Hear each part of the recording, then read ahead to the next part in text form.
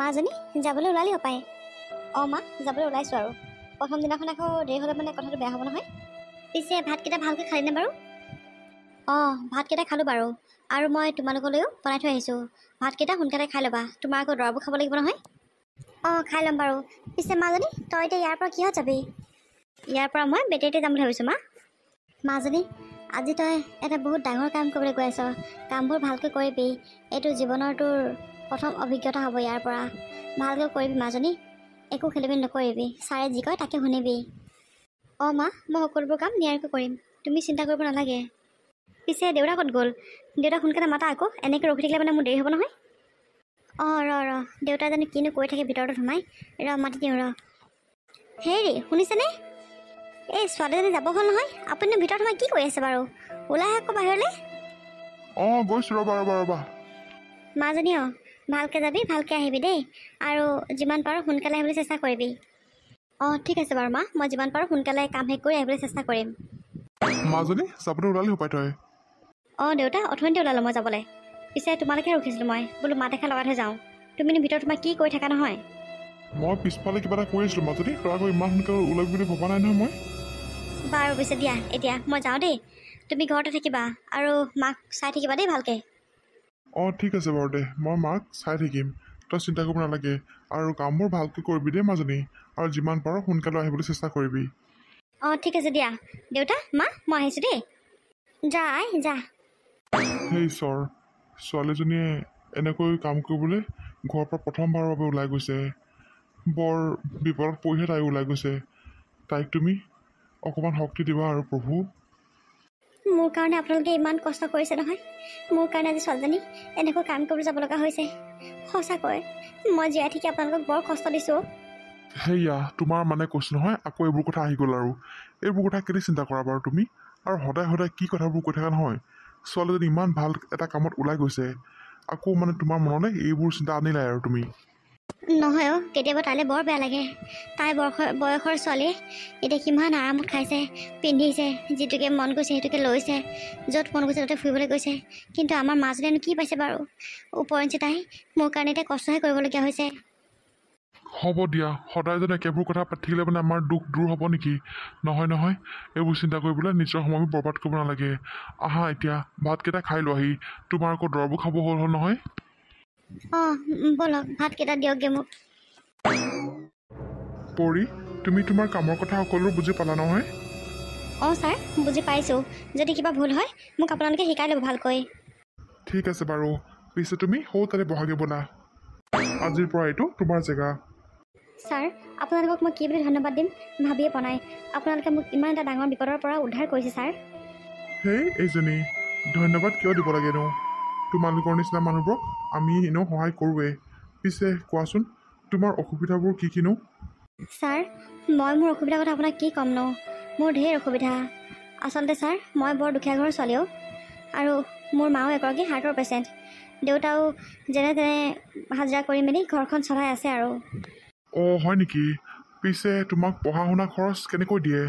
যিহেতু তোমাৰ মাৰো এগৰাকী হাৰ্টৰ পেচেণ্ট, তেওঁকো চাগে দৰৱ পাতি খুৱাই থাকিবলগীয়া হয়, আৰু তোমাকো দেউতাই পঢ়াই আছে। ইমানবোৰ তেওঁ কেনেকৈ খৰচ উঠায়? আচলতে ছাৰ, মোৰ মা আগতে সুস্থ হৈ আছিলে। তেওঁ তেনেকৈ লোকৰ ঘৰে কাম বন কৰি যিকেইটকা পইচা পায় সেইকেইটকা মোৰ নামতে সাঁচি যায়। আৰু দেউতাও দিন হাজিৰা কৰি যিকেইটকা পায় তেনেকৈ মিলাই মেলি আৰু মোক পঢ়ালে। কিন্তু মা এই বেছিদিন হোৱাই নাই, আজি 7-8 মাহমানহে হৈছে। আমি তেতিয়াহে গম পাইছোঁ যে তেওঁৰ হাৰ্টৰ প্ৰব্লেম আছে। আচলতে এদিন আনটি এগৰাকী ঘৰত কাম কৰি থাকোঁতে মা হঠাৎ মূৰ ঘূৰাই পৰি গ'ল। তেতিয়া গাঁৱৰ হস্পিটেললৈ নিওঁতেহে গম পাইছোঁ যে মাৰ হাৰ্টত ব্লকেজ আছে। আৰু তেওঁলোকে ক'লে যে উন্নত মানৰ চিকিৎসাৰ বাবে চহৰৰ বাহিৰলৈ আমি ক'ৰবাত মানে দেখাবগৈ লাগিব, ভাল হস্পিটেলত। তাৰ কাৰণে ছাৰ ইমান আমাৰ পইচাই নাই। সেইটো কাৰণে আচলতে ময়ো মানে কষ্ট কৰিবলগীয়া হৈছে ছাৰ। অঁ, তোমাৰ কথাবোৰ শুনি সঁচাকৈ মনটো বৰ বেয়া লাগিলে পাই। পিছে এতিয়া মাক কেনেকৈ দেখাবা, মানে কি কৰিবা? মাক উন্নত মানৰ চিকিৎসা কৰাবৰ বাবেই মই আপোনালোকৰ অফিচত জইন কৰিছোঁ। ইয়াৰ পৰা কাম কৰি যিকেইটকা পইচা পাম সেইকেইটকা পইচা গোটাই পেলাই মাক ভাল ডক্টৰৰ ওচৰত দেখাবগৈ লাগিব। পিছে তোমাৰ ঘৰত আৰু কোনো নাই নেকি? দাদা, ভাইটি, বাই, ভনী? নাই ছাৰ, আমাৰ ঘৰত মোৰ বাদে বেলেগ আৰু কোনোৱে নাই। মই সকলোবোৰ কথাই বুজি পাইছোঁ পৰী, কিন্তু এটা কথা নহয়, তুমি কাম কৰিবা, এমাহৰ মূৰত দৰমহা পাবা, এনেকৈ গোটাই যাবলৈ হ'লে দেখোন বহুত দিন লাগিব আৰু ইমান দিনলৈ মাৰ ভাগৰ বেমাৰটো ৰখাই থ'বানে এনেকৈ মাকটো তোমালোকে যিমান পাৰা সোনকালে চিকিৎসা কৰিব লাগিছিল চিকিৎসা কৰাব লাগিছিল বাৰু ছাৰ কিন্তু টকাৰ অভাৱৰ বাবে আমি মাক আচলতে নিবই পৰা নাই দেউতাও হাজিৰা কৰি বৰ বেছিকৈ টকা নাপায় নহয় দিনটোত 400-500 টকামান পায় আৰু সেইকেইটকা পইচাই ঘৰৰ বজাৰো কৰিব লাগে আৰু মাৰ দৰৱ পাতিও আনিব লাগে আৰু কাৰেণ্টৰ বিল কিবা কিবি এইবোৰতো আছেই বাৰু আমাৰ চলিবলৈ বৰ অসুবিধা হয় ছাৰ সেয়েহে মই কাম বিচাৰি পেলাই আপোনালোকৰ অফিচ পালোহি কিন্তু এনেকৈ যদি তুমি টকাৰ কাৰণে মাক ৰখাই থোৱা সদায় মা জানো সুস্থ হৈ থাকিব সেয়া সকলোবোৰ ভগৱানৰ ওপৰতে এৰি দিছোঁ আৰু দুখীয়াৰ দুখ কোনেনো বুজি পাব উপায় নাই আৰু আমাৰ নিচিনা মানুহবোৰক মানুহে টকা ধাৰলৈ দিবলৈও ভয় কৰে জানো চা টকাকেইটকা দি পেলাই তেওঁলোকৰ টকাকেইটা আমি ঘূৰাই দিব নোৱাৰিম বুলি তেওঁলোকৰো চিন্তা হয় আৰু সেইটো হ'বই বাৰু আমাৰ নিচিনা দুখীয়াবোৰকনো কোনে সহায় কৰিব বাৰু পিছে মই কিন্তু তোমালোকক সহায় কৰিব পাৰোঁ পৰি ছাৰ আপুনিনো আমাক কেনেকৈ সহায় কৰিব আৰু যদি সহায় কৰে বা আপুনি সঁচাকৈ যদি ভাবিছে যে আমাক আপুনি সহায় কৰিব তেতিয়াহ'লে আমি বৰ ডাঙৰ বিপদৰ পৰা উদ্ধাৰ হ'ম ছাৰ মই তোমাক সহায় কৰিম পৰি তুমি চিন্তা নকৰিবা আৰু ইমান ধুনীয়া ছোৱালীজনী মোৰ অফিচলৈ যদি আহোঁতে যদি সদায় যদি মন কাণ মাৰি আহে মূৰত যদি শিশু অকণমান চিন্তা লৈ আহে মোৰ ভাল লাগিব নহয় সেয়েহে মই তোমাক সহায় কৰিম তুমি চিন্তা নকৰিবা আৰু তুমি ইমান যদি টেনশ্যন লৈ আহাই তুমি কাম ইয়াত ভালকৈ কেনেকৈ কৰিবা ছাৰ আপুনি সঁচাকৈ কৈছেনে আপুনি মোক সঁচাকৈ সহায় কৰিম বুলি কৈছেনে ছাৰ সঁচাকৈ কৰিম আকৌ পৰি মিছাকৈনো তোমাক কিয় আশা দিম বাৰু তুমি আজি কামৰ পৰা গৈ ঘৰৰ মানুহৰ লগত কথা পাতিবা তেওঁলোকে যেতিয়া ফ্ৰী হয় তেতিয়াই তেওঁলোকক চহৰৰ এখন ভাল দামী হস্পিটেলত নি পেলাই মই চিকিৎসা কৰাই আহিম ঠিক আছে ছাৰ ঠিক আছে মই আজি ঘৰলৈ গৈ পেলাই মা দেউতাৰ লগত সকলোবোৰ কথা আলোচনা কৰিম কিন্তু পৰি এটা কথা আকৌ তোমাক যে মই নিস্বাৰ্থভাৱে সহায় কৰিম ইয়াৰ বাবদ কিন্তু তুমি মোক এটা বস্তু দিব লাগিব দেই বস্তু মানে ছাৰ আপুনি কিহৰ কথা কৈছে বাৰু ছাৰ আপুনিতো জানে আমি দুখীয়া মানুহ আপুনি বিচৰা বস্তু জানো আমি দিব পাৰিম পাৰিবা চিন্তা কৰিব নালাগে তুমি দিব পৰা বস্তুৱে মই বিচাৰিম হ'ব এতিয়া এইবোৰ কথালৈ চিন্তা কৰি থাকিব নালাগে তুমি এটা গৈ পেলাই মানে কাম শেষ কৰি যাবা নহয় গৈ মাহঁতৰ লগত কথা পাতিবা আৰু এতিয়া কামবোৰ ভালকৈ ষ্টাৰ্ট কৰা অঁ ঠিক আছে বাৰু ছাৰ মনটো কিমান যে ফূৰ্তি লাগিছে মইহে গম পাইছোঁ মোৰ এই সকলোবোৰ আশা আকাংক্ষা পৰিয়ে পূৰণ কৰিব ঘৰত গৈ আজি মাহঁতক এই ভাল খবৰটো দিমগৈ মাহঁতে কিমান যে ভাল পাব নহয় সঁচাকৈ আমাৰ ছাৰ সঁচাকৈ বহুত ভালো নিস্বাৰ্থভাৱে তেওঁ মোক সহায় কৰিম বুলি কৈছে কিন্তু তেওঁ আকৌ মোক কিবা বস্তুৰ কথা ক'লে বাৰু যিয়ে হওক ঘৰত গৈ মা দেউতাৰ লগত ভালকৈ কথাটো পাতিব লাগিব এতিয়া মই সোনকালে কামখিনি কৰি আজৰি হওঁ পাই চাওঁতে দেখোন গধূলি হ'ল মাজনী ইমান দেৰিলৈকে অহা নাই যে আজি প্ৰথম দিনাখনেই তাই ইমান দেৰিলৈকে কামত লগাইছেনে সদায় যদি এনেকৈ দেৰি হয় তাই দেখোন ঘৰলৈ আহিবলৈ বৰ অসুবিধা হ'ব জোন তুমি এনেকৈ কি চিন্তা কৰি আছা নহয় অ' ছোৱালীজনীলৈ বৰ চিন্তা হৈছে তাই ইমান দেৰি হ'ল অহা নাই আহিব ৰ'বা কিবা চাগে গাড়ী চাড়ী পোৱা নাই পাই হ'লেও আৰু পাই তাই প্ৰথম দিনাখনেই ইমান দেৰি হৈছে সদায় যদি এনেকৈ হয় তেতিয়া তাইৰ অসুবিধা হ'ব নহয় আৰু এতিয়া গৰম দিন কাৰণেহে অকণমান বাৰু দেৰিলৈকে পোহৰ হৈ থাকে কিন্তু ঠাণ্ডা দিন আহিলে মানে কি কৰিব তেতিয়াতো সোনকালে গধূলি হ'ব তাই আহিব নহয় তুমি চিন্তা কৰি নাথাকিবা আৰু এনেকৈ যদি ইমানকৈ চিন্তা কৰা কেনেকৈ হ'ব বাৰু কোৱাচোন নিজৰ দেহাটো হ'ল ঠিক নহয় আৰু ডক্টৰে তোমাক ইমানকৈ চিন্তা কৰিবলৈ মনা কৰিছেই তুমি মানে কৈছোঁ নহয় জোন ডক্টৰে কোৱা কথা এটা যদি শুনিলাহেঁতেন নহয় চিন্তা নকৰাকৈ কেনেকৈ থাকোঁ বাৰু কওকচোন ছোৱালীজনী ইমান দেৰি হ'ল ঘৰলৈ আহি পোৱাহি নাই মই মাকজনী হৈ মোৰ কি চিন্তা নালাগিব নেকি মা অ' মা দেউতা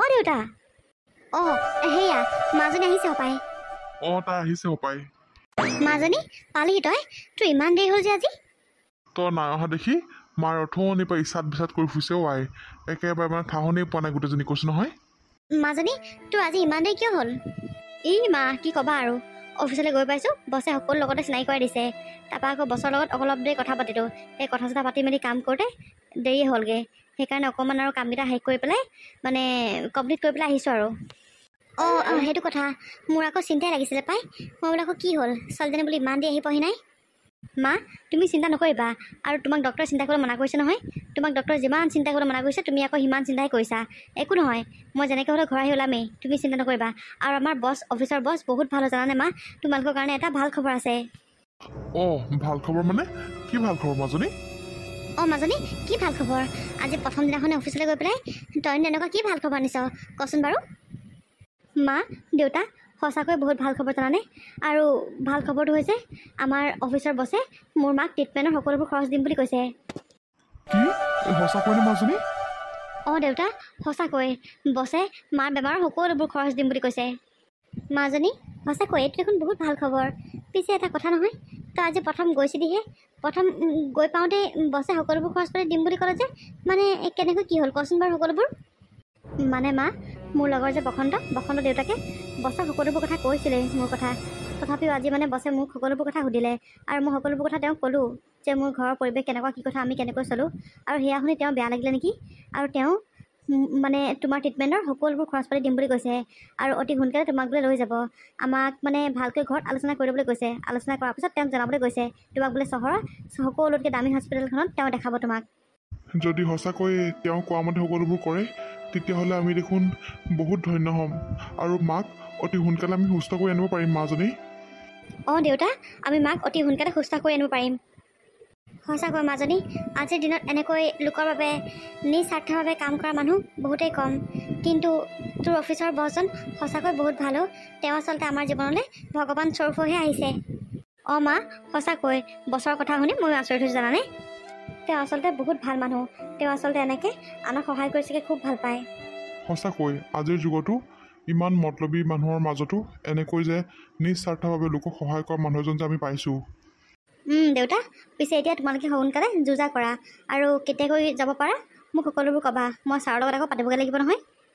ঠিক আছে বাৰু মাজনী, পিছে তই এতিয়া যা, হাত মুখবোৰ ধুই অকণমান ফ্ৰেছ হ'লগে। ঠিক আছে দিয়া। দেখিছাচোন, মই কওঁ নহয় যে ভগৱান আছে, তুমি চিন্তা নকৰিবা। এতিয়া দেখিলা নহয়, এইজন মানুহে আমাৰ কাৰণে ভগৱান স্বৰূপ হৈ আহিছে। সঁচাকৈও মই যে বিশ্বাসেই কৰিব পৰা নাই। হ'ব দিয়া, তুমি এতিয়া এইবোৰ কথা চিন্তা কৰি থাকিব নালাগে আৰু তোমাক আমি অতি সোনকালে ভাল এজন ডক্টৰৰ ওচৰত লৈ যামগৈ। তুমি সুস্থ হৈ উঠিবা যোন, তুমি অকণো চিন্তা নকৰিবা।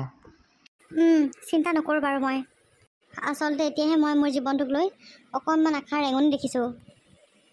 ভগৱান আছে, সকলোবোৰ ঠিক হ'ব। তুমি এতিয়া অকণমান ৰেষ্ট লোৱা দেই, মই মাজনীক কিবা অকণ বনাই দিওঁ খাবলৈ। ঠিক আছে দিয়ক। কথাবোৰ শুনি সঁচাকৈ বৰ ভাল লাগিলে। এতিয়াহে মই জীয়াই থাকিবলৈ অকণমান সাহস পাইছোঁ। হে প্ৰভু, সকলোবোৰ ঠিকে ঠিকে কৰি দিবা আৰু